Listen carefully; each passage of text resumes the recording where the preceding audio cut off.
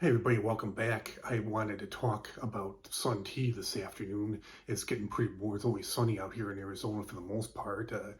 365 days a year. We get like 300 days of sun, so that's what you need to make sun tea. It's starting to get warmer, so I'm starting to crave a cold sun tea beverage pretty soon. Um, I love sun tea. I love uh, regular brewed tea and also hot tea. So there's a lot of speculation. Maybe I have a strong immune system. There's a lot of speculation as to whether I've never heard of anybody getting sick from drinking sun tea.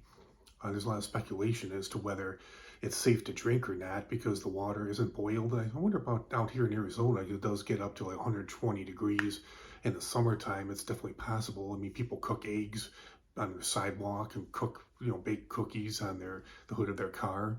So the temperature danger zone for bacteria growth is 40 to 140 degrees. And a lot of people are saying that sun tea, because the water is not boiled, it's just heated by the sun, that it rarely gets up to more than 130. So a lot of people think it's not safe to drink. But I wonder about out here. I bet you it does get, when it gets 120 in the summertime, I bet you it does get up to 140. And like I said, I've got a pretty strong immune system. They do say too, some people say it's safe to drink, but they said make sure you consume it pretty fast, like no more than two. Some people say that leftover food too. You should consume leftover food within. Some people don't even believe in leftovers. Some people just throw whatever's leftover out. But then there's some people that believe like you shouldn't eat leftover food. It's more than 3 days old because you get food poisoning from that. I was on vacation once. I made a chicken casserole, and didn't eat it all. There was like a little bit left for like one meal. It was in the refrigerator for like 2 weeks, and I ate it when I got back from vacation. I didn't get sick from it. And I did remember one time I made sun tea. There were like some impurities, like some foam at the top.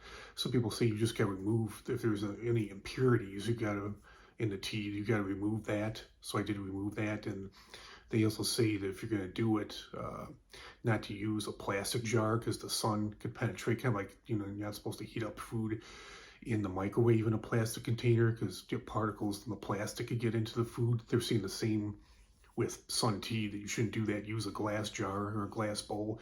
I got a plastic pitcher, but I don't have a glass pitcher, so I do have a glass mixing bowl, translucent, that I'll use for that when I do make my sun tea.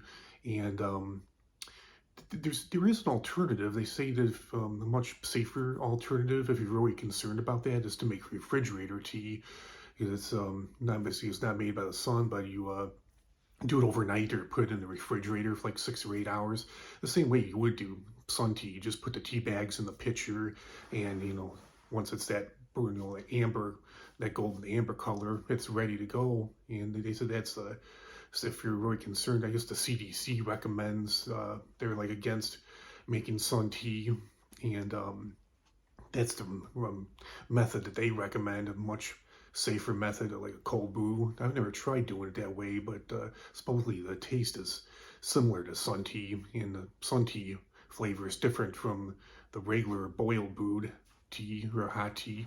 So yeah, that definitely isn't a problem for me. I usually have, when I make a normal batch of sun tea, I usually have it gone within a day or two. I drink quite a bit of it, especially when the weather is warm, not as much when it's cold out. And when it's cold out, I drink more hot tea.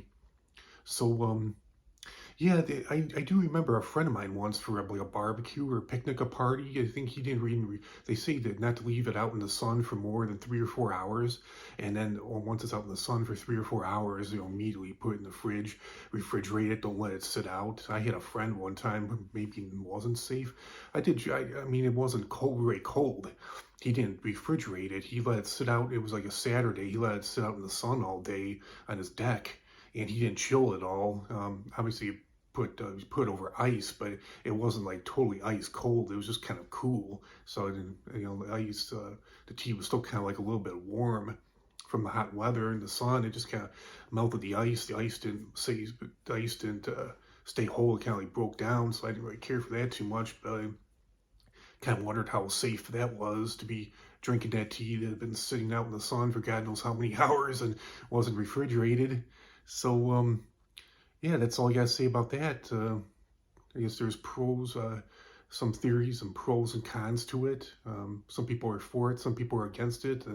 I'm still not exactly sure. I just know that I've never gotten sick from it. So yeah, I did do a video on how to make sun tea a few years ago, and if anybody's interested, I'll post the link to that video. And if you want to learn how to do that, real simple, just let the sun do the work. So yeah, that's all I gotta say about sun tea for today. So comment, like, share, subscribe, and I'll talk to you all real soon with another great video. Have a great day, everybody. Talk to y'all soon. Bye.